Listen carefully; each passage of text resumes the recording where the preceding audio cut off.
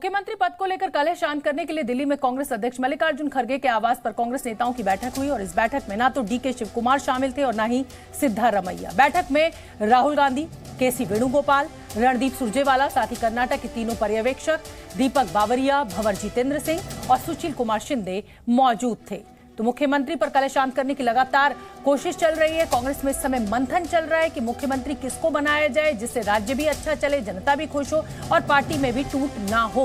ये सबसे बड़ी चिंता है इस समय कांग्रेस की, वो ये है। कर्नाटक में मुख्यमंत्री के नाम का फैसला होने के बाद कांग्रेस के लिए एक चुनौती है कर्नाटक की जातियों को खुश करना, और इसीलिए कांग्रेस पार्टी 1+3 के फॉर्मूले पर भी विचार कर रही है। एक सीएम और 3 उप मुख्यमंत्री हो सकते हैं, ऐसे सूत्रों के हवाले से हमें जानकारी मिल रही है। जो उप मुख्यमंत्री होंगे वो एक लिंगायत समुदाय से होगा, एक डिप्टी सीएम जो है वो वोकालिंगा समुदाय से होगा, अनुसूचित जाति से एक उप मुख्यमंत्री बनाया जाएगा। और ये जो खबर है ये सूत्रों के हवाले से हमें जानकारी मिल रही है और रवि और अंजलि हमारे साथ लगातार बने हुए हैं। अंजलि, पहले मैं आपसे जानना चाहूंगी कि ये 1+3 का जो फॉर्मूला है इसको आप, क्योंकि दिल्ली में मल्लिकार्जुन खड़गे के घर के बाहर खड़ी हुई हैं, क्या मायने हैं? और उसके बाद यही सेम सवाल मेरा रवि आपसे भी होगा कि 1+3 का जो फॉर्मूला है आखिर इसकी नौबत क्यों आ गई है कांग्रेस में? अंजलि। जी देखिए, ये 1+3 का जो फॉर्मूला है, मैं अपनी बताऊं तो मुझे नहीं लगता कि डीके शिव कुमार या सिद्धारमैया इस बात पर, क्योंकि सिद्धारमैया तो एज लेकर चल रहे हैं, लेकिन डीके शिव कुमार बराबरी के नेता हैं, तो उनके साथ में 2 और उप मुख्यमंत्री खड़े हो जाएं तो क्या ये फॉर्मूला उनके हिसाब से अगर देखें तो क्या ये कारगर होगा उनके लिए? ये बड़ा सवाल है। जिस तरह से कल से वो बयान देते आए हैं, देखिए ये अपनी अहमियत दिखाने की भी कोशिश है कि किस तरह से वो दिल्ली आने से भी बच रहे थे। लगातार वो ये भी कह रहे हैं कि मैं पार्टी का लॉयलिस्ट हूं, तो खुद को लॉयल भी दिखा रहे हैं। पार्टी के बड़े नेताओं का नाम लेकर वो बता रहे हैं कि किस तरह से चुनाव जिताने में उनकी अहम भूमिका रही, लेकिन इसके साथ साथ वो अपनी नाराजगी भी जाहिर कर रहे हैं। जब वो दिल्ली आने के लिए मना करते हैं, उनको बुलाया जाता है, बुलावा भेजा जाता है, तब उन्हें बुलाया जाता है। जी।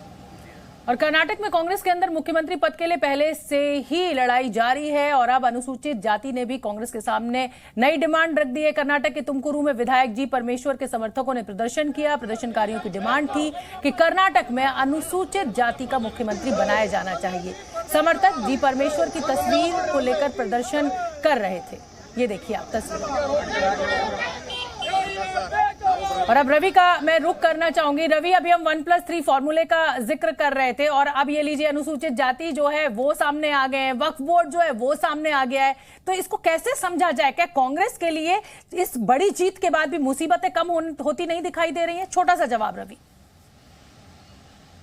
नहीं, बिल्कुल बिल्कुल। देखिए, कांग्रेस के लिए इसलिए मुसीबत है कि कांग्रेस 2024 का प्लान लेकर चल रही है और 2024 के प्लान में इन सबको साथ के चलने की बात है। इसीलिए पार्टी चाह रही थी कि 1+3 का फॉर्मूला है, वो जिसमें आपको अगर कोरबा से अगर सिद्धारमैया आ जाते हैं तो वो ओबीसी के 40% वोट बैंक को साथ लेते हैं। वोकालिंगा से अगर डीके शिव कुमार आते हैं तो वो 10 से 12% वोट साथ लेंगे। उसके अलावा अगर लिंगायत से एक सीएम होता है तो वो 15 से 16% वोट साधता है, और अगर एससी से एक होता है तो 20% वो वोट साथ लेता है। यानी कि आपका 90% वोट के तरफ आपका टारगेट है, और उससे टारगेट होने पर यह फायदा होगा कि लोकसभा चुनाव में आपकी सीटें 28 में से ज्यादा सीटें जीत सकते हैं। तो ये फॉर्मूला उस वजह से है, लेकिन ये फॉर्मूला बनता हुआ दिख नहीं रहा है। फॉर्मूला वही है, सीएम सिद्धारमैया, डिप्टी सीएम जो है डीके शिव कुमार और साथ साथ प्रदेश अध्यक्ष। यही फॉर्मूला नॉर्मली है जिसपे मुहर आखिर में लगने वाली है, जो मेरी जानकारी और मेरे सूत्र बता रहे हैं।